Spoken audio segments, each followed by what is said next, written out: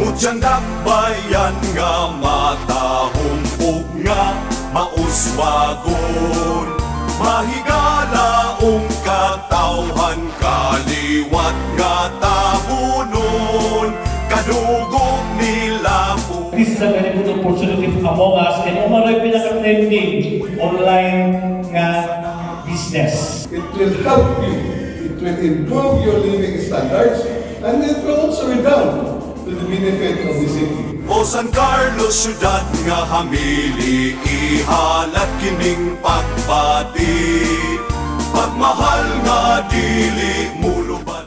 Maraming salamat, President Bongbong Marcos. Maraming salamat, Vice President Sara Duterte.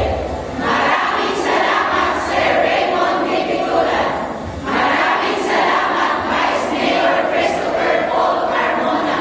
Maraming salamat, Mayor Renato Agustino. At maraming salamat, Project Go!